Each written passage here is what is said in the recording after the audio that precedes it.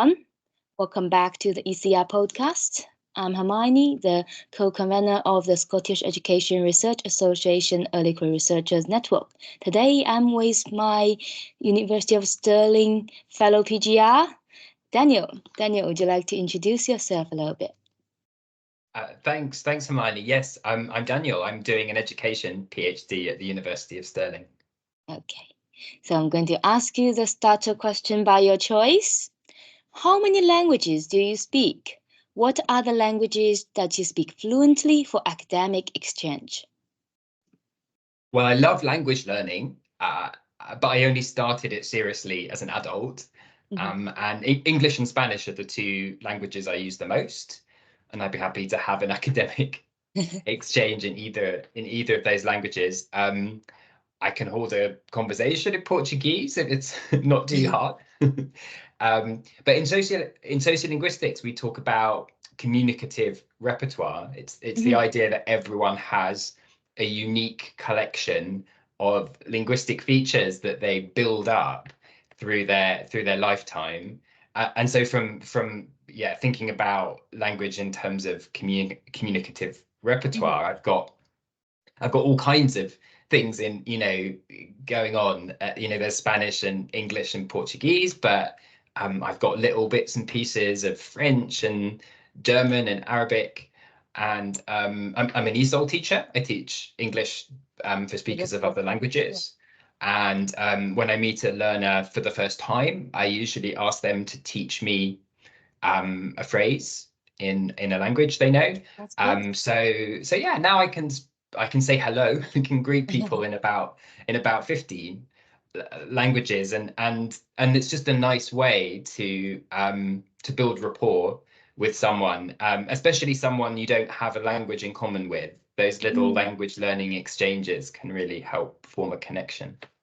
Yeah, I really like the idea that you're talking about. Even when you are a teacher, you always ask the students to teach you like how to speak some like hello, thanks, all these kind of like small things in their language. I think that's do you have a term for that, like in social linguistics? Do you have a specific term for this kind of like gesture, or like what's the repertoire? Sometimes people talk about linguistic hospitality. That's a nice phrase, yeah. Yes, because I remember in Stirling when we came along, I think they have all the different languages saying welcome. That's quite nice as well. Yeah. So it's kind of like the way you feel like you have been seeing your language is not just kind of like your own language, but also being welcomed here. And I also remember in our faculty, there's Professor Angela Chris, and Professor Adrian, and I forgot Adrian's last name though. But Adrian Blackledge, my supervisors. So they were doing a multilingual drama. That was my first year experience at the PGR. We're talking about when you use different languages and the space actually could change. All of these things, I find it quite helpful to see of this. And today, so we're here to talk about SERA. So I know that you haven't been actively involved with SERA, but I'm quite curious what would get you involved in SERA. So I'm still going to ask you a question related to this. So what would you like to see in the future if you get involved with SERA and SERA people, SERA networks? Yeah, well, I know about SERA through you, Hermione, and through other colleagues, and I'd like to get involved more. I think what would really draw me in would be engaging with education in its broadest sense, not just formal education that happens in classrooms. And my own research started off in classrooms. I was an ESOL teacher, and then I've worked in the third sector with people with a refugee background on developing education programs.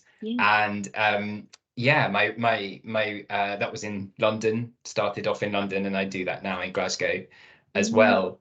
And my research started off in classrooms, thinking about multilingual pedagogy, helping students to use their full linguistic repertoire to learn.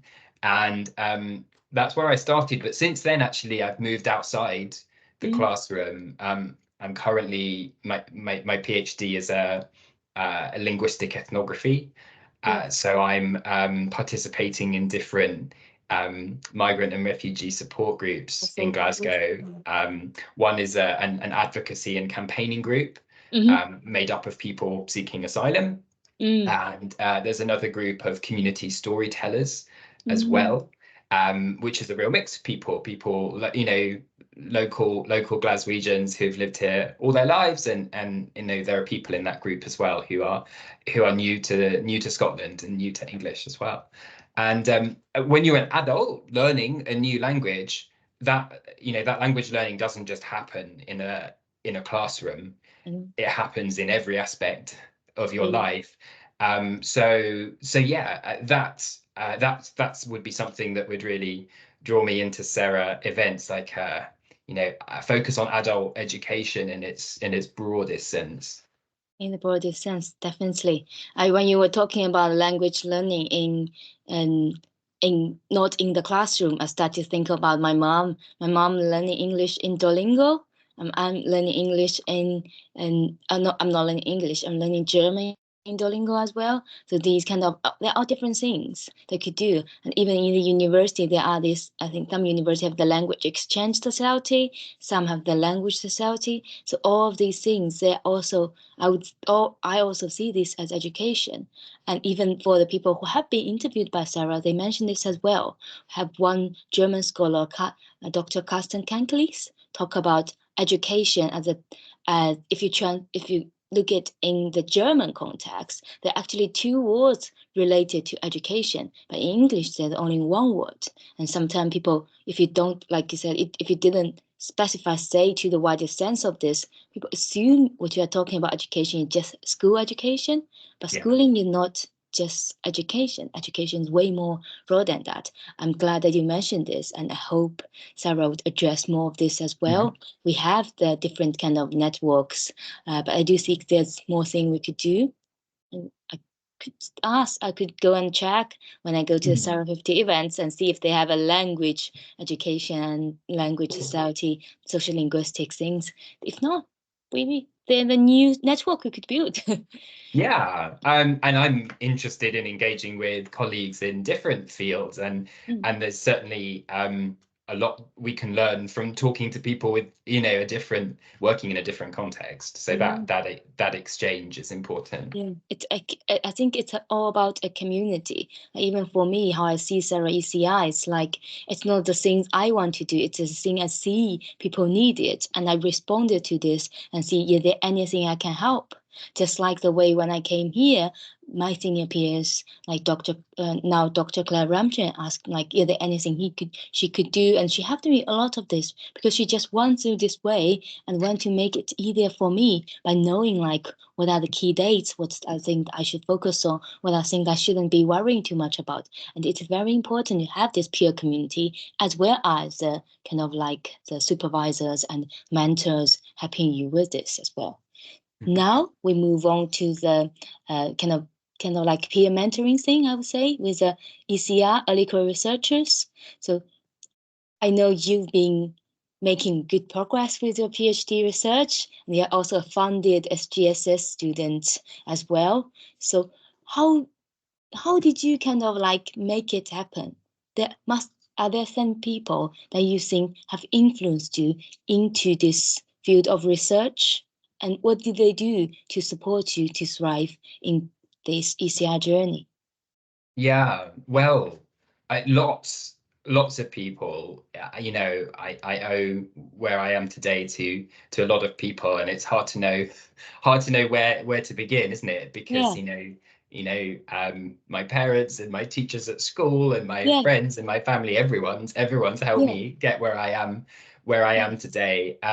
In terms of the PhD, I mean, I have a lot to acknowledge about towards my supervisors, who are Angela Crease and Adrian Blackledge at the University of Stirling, and they gave me a lot of support with the application, the funding application to yeah. ESRC for the Economic and Social Research Council Mm. funding. So they gave me a lot of practical support, but they also gave me inspiration in terms of what They have been doing. what education research can be. And they started off, or at least a lot of their earlier research was in inside classrooms, heritage language classrooms in the UK, Chinese or Gujarati language schools, Saturday schools. But then they took their research outside the classroom, the community with center, I think. the Chinese advocacy group, and Birmingham City Library, the Bullring Meat Market, those places, because communication obviously happens across people's lives. And they something that they also do that help me to think about my research is what is data? What are you doing with data? As a linguistic ethnographer, you work in a social science setting, and you aim to be rigorous in your methods, and you follow these methods that have been set out around participant observation, interviews, recording, interactional data analysis, and it's all very rigorous and scientific. But what happens to that data? The data gets written up into journal articles, into these formal academic outputs, and that's good. That's as it should be, so that the research can be scrutinized and challenged. But they also, Adrian and Angela also think about other ways of representing their data, and they, like the multilingual drama I was involved in. Yeah, absolutely. Turning social science education data into play scripts, into poetry, and that I really enjoy that way of thinking about data, because when you're doing observations with linguistic ethnography, you're trying to interpret and arrive at conclusions about your data and say, this is what the data means. But that's all really subjective, and ultimately meaning is kind of elusive. So how do you reflect that in your research? I think one way you do that is through those artistic outputs, through theatre and through poetry, where it's okay to be ambiguous. It's okay for meaning to be inconclusive. And anyway, that's a long-winded answer, but really, it's because of reading their research that I got motivated to do my own PhD. And then you contacted them and see who they are, though they actually provide you support. I think it is very, very important, because I always see it's good that especially for early career researchers, to not only read the research, but actually talk to the potential supervisor, or talk to their supervisor during this way, because you will see the supervisors who see you as a young colleague. They actually give the supervision that you want to have, not just with criticality, but also with care and support, because they know this journey is not going to be easy for you.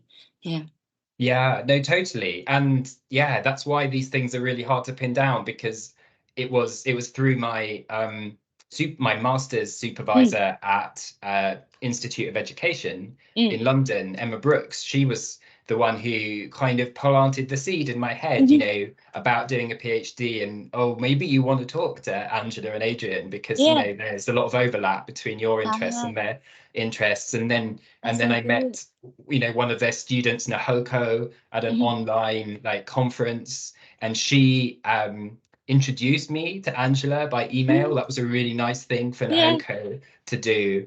And then Angela was really open to meeting with me and having a discussion informally about the research, and said she was happy to help.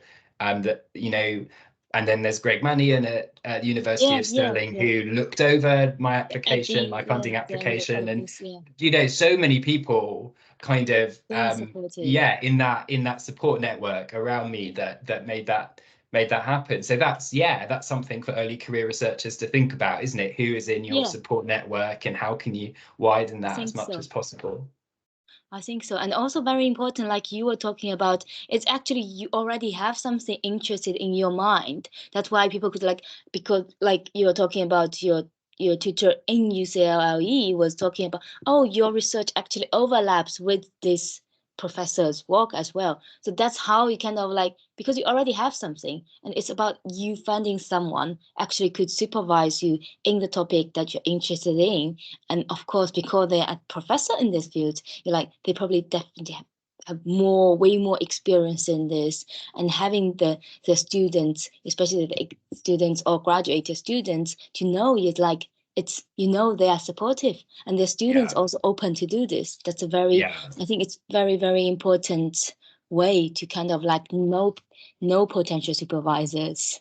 Yeah, but that was also, people told me when I was thinking about who my PhD supervisors would be, don't just look at a supervisor's CV, think about how, how much time they have for you, and how much, support they're able to give you. And that's, and Angela and Adrian are both, make so much time for me for our supervisions and show such an interest in the research I'm doing. I think that's every bit as important as someone's kind of academic credentials. I think so. I think definitely it is. So now I know you are collecting your data, though you have passed your first year annual review, I guess. Well, no, October is my PhD upgrade, my first annual review. Yeah. So you started collecting data first, because I know it's ethnography, so it's different from the normal route that a lot of people have been doing. I think a lot of people, if you don't do ethnography, you really pass annual review and then you start to do this. But I know you, since you are doing your MRAS, right? Yes, that's why I kind of thought, oh, which year is Daniel in? But you've been writing and editing, and you've been teaching languages. I guess you must have some good habits to keep yourself going with the languages when you put it down in the words. What keeps me keeps me going in terms of the habits? I mean, it's a job like any other. So I keep an eye on my time, and I make sure I'm sat at my desk in the morning, and that I'm doing a full day's work, and that I have that structure, and that means time off. That means not working over the weekends, not working in the evening. So it's treating it like a job in that way helps me. It keeps me going. And I mean, the other thing that keeps me going is just keep the research participants, the people I'm working with, they're talking to them all the time about they're probably sick of me talking about my research with them, but keeping engaged with people, just reminding yourself why you're doing what you're doing. So then when I take on with the ECR network, I always try to see early career researchers, what are the key things they want to do is.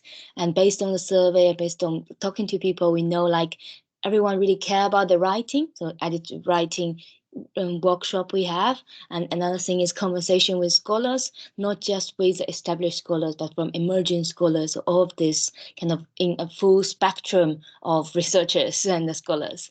And the other one is R. So editor writing, conversation with scholars, and R is reading club. So for the reading club, we always want to know what people have been reading, how they have found their. So I'm going to ask you, what have you been reading recently and you find thought-provoking or eye-opening, and you feel it's okay to share with other early career researchers? Well, I do a lot of reading about the subject of translanguaging. And translanguaging is, I mean, it's an academic theory, but it's a really practical theory, because it thinks about how bilingual, multilingual speakers use language in their everyday lives and how people Yeah. communicate with each other. And it's that idea of communicative repertoire I mentioned Mhm. earlier, that every person Yeah. has a unique repertoire of features that they've built up through their lives. Yeah. And people with a migrant background, that migrant trajectory is written Mhm. onto their Yeah. linguistic repertoires.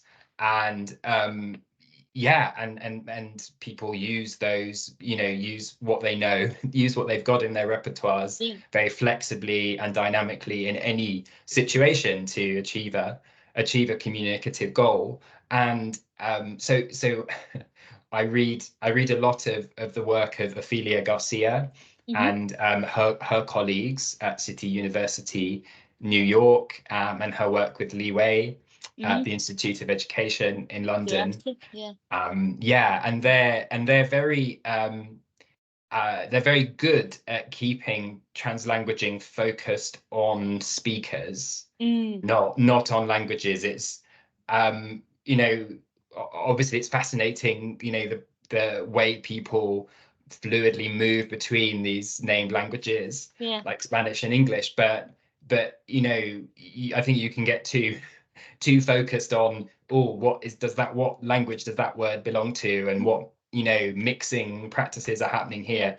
Whereas I think the focus should really be on People. who is Yeah. using language, and in what ways are they using it, and what's the effect of Mm. that language. If you're in a group, in a classroom situation or a group situation, who's included Yeah. through that communication, who's left out, and what hierarchies of language use are there, and what can we do to overcome those Mm. hierarchies? Because people, in Glasgow in Scotland, if you're new to English, you're very often excluded from a lot of services and Yeah. settings, or if you're allowed through the door, then Yeah. you're not going to participate very much, because Yeah. your linguistic repertoire is suppressed. You Uh-huh. you can only select those features that belong to Yeah. English, because it's an English only environment. And I think that's very Yeah. damaging and iniquitous as well, Mm. because everyone is a legitimate speaker, a legitimate user of language, and everyone Mhm. has the right to speak Yeah. and the right to be heard and listened to. So yeah, if I get uh, if I ever get a bit lost in my Mm. in my research, I always come back to the work of Ophelia Garcia, because she cuts through a lot of the debate and a lot of the confusion around translanguaging, and always brings it back to people, and to students in her classroom. Yeah. That's so nice. So nice. And I hope that for other social linguists or people who are interested in trans languaging, this could be something like, that's what you like. And for me, it's just reminding me of Zoe. So you know Zoe, who recently passed her Viva. Yeah. And uh, Zoe, been talking some to me, I think it really changed my way of thinking about being a bilingual person. Is I was like, should I speak to you in English or Chinese? You like, just speak whatever you want. The good thing is Yeah. because we speak both languages, what you feel more comfortable, just say it. You don't have to like specific translate it only into English or only into Chinese because I can understand. To just don't think too much about it. Feel comfortable with your bilingual kind of like expression. And I really appreciate that because Yeah. before I was quite concerned in a way, like, oh, when there are English people involved, shall we just only speak English? Mm. Or when there are Chinese people involved, shall we just speak Chinese? But all of these things, but then you notice it actually could be wider. Like you're talking about, I shouldn't restrict my linguistic repertoire to kind of Mm. like these situations, think about how other people think, how I think about it. And if people who only speak English need explanation, I could explain in English. If people in Chinese need explanation, I could explain it in Chinese. But when I'm Mm. facing people who could speak both languages, I should feel comfortable using both languages as well. Yeah. Yeah, absolutely. And it's you mentioned the university where we study has a board that says welcome in different Yeah, languages, and I talked about learning greetings in different languages, and they're nice. Those are nice things to do, yeah, but if that's it, yeah. in a way That's that just the that's not. beginning. Yeah, It's not. Yeah, exactly. That yeah, that's really only should be a signpost into a bigger multilingual environment. So, international students like you, Hermione, what opportunities do you have to use your linguistic repertoires, to read literature and cite literature in other languages, and have a bilingual viva or a bilingual APR, annual performance review, and those kind of questions, they're bigger and they're structural and they're difficult, and they're tricky to negotiate. I'm not suggesting they're necessarily easy things to reorganize an environment linguistically. Is a huge challenge for me and for anyone working in the field, but we need to think about what happens past the reception area. You've been welcomed in another language. What happens after that? Welcome than actually being seen in this.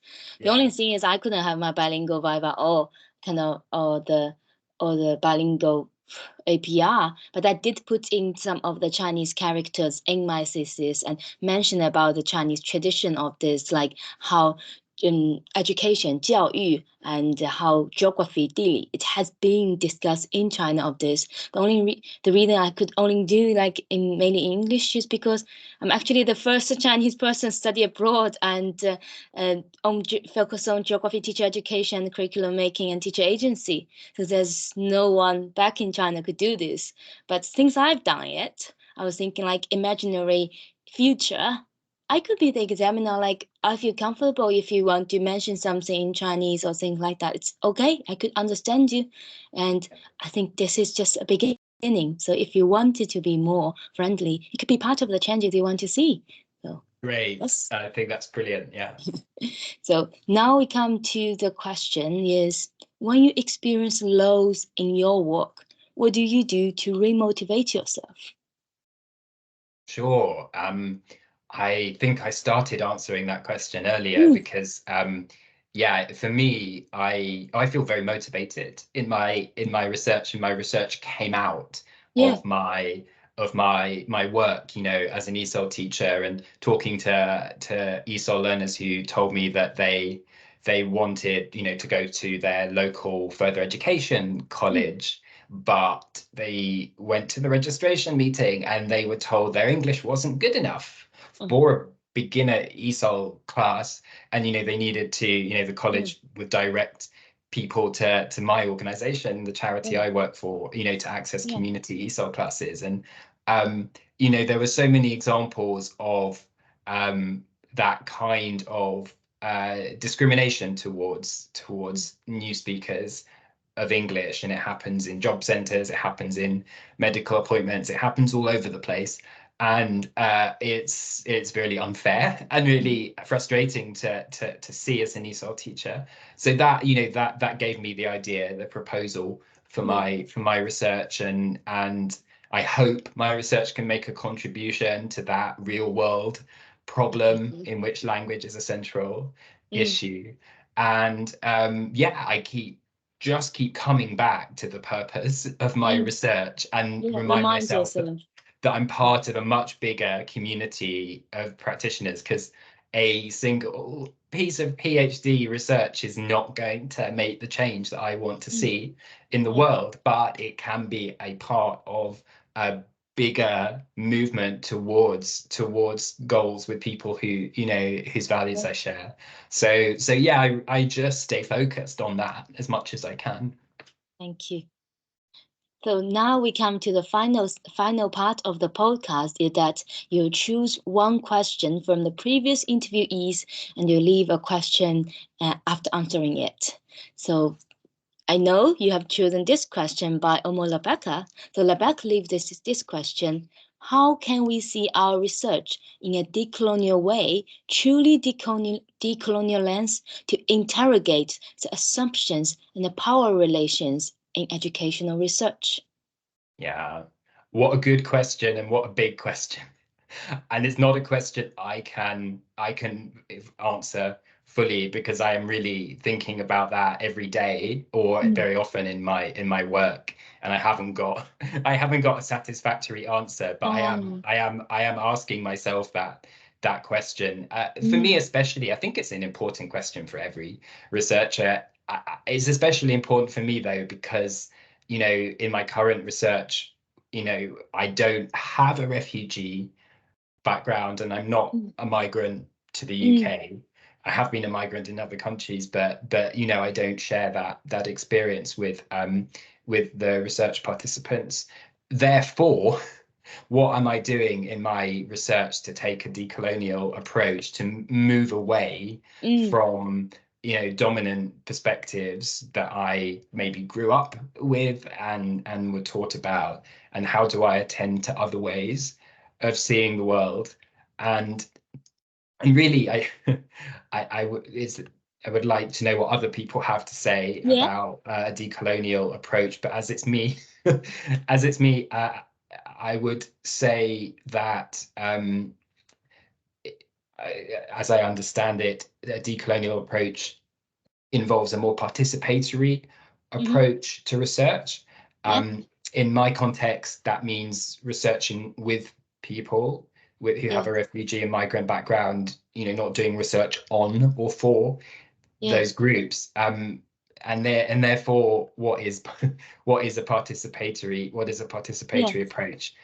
Within linguistic ethnography, there, you know, ethnographers attempt to be participatory in the sense that we spend extended periods of time with communities, marginalized communities that we work with, and we seek to gain an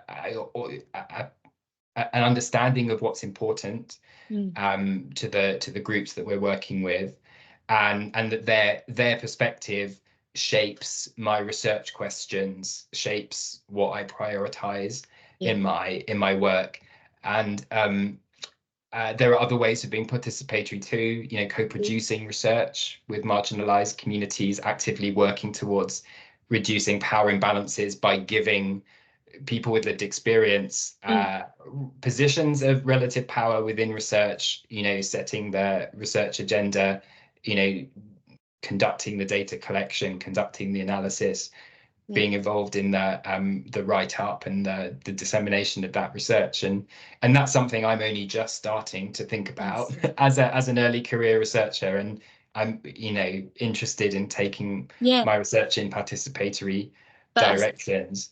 But yeah, I think the last thing I would add to that is translanguaging is often spoken about as a decolonizing theory and approach, and I think it can be. I don't think we can assume it is, but it can be if it means engaging in literature produced in other languages and from other parts of the world, from the global south.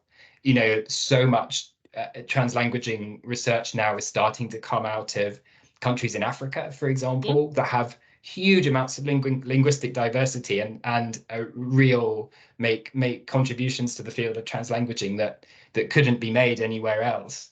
So, you know, what am I doing to attend to that research and include that research in my work? Yeah, that's a start for a decolonial approach, in my opinion. I really like the word you keyword you use. Like, it's about research with people, not just research on them or for them. It's kind of like we're doing this together. It's just because you've been, I think researchers in general have academic training to understand what it is like, but it does not mean the input from the participant are not important. Like the term we use as participants, not as the term like research subjects or objects, is because we bring this in, we see them as participatory in this. I think that's, for me, also the way to start think about the power relations and take off the assumptions. Yes. So any question you want to leave for people who's coming next in the future? Yeah, I think, well, because it was something you asked, what we talked about earlier, Hermione, which is about university spaces being more open to translanguaging.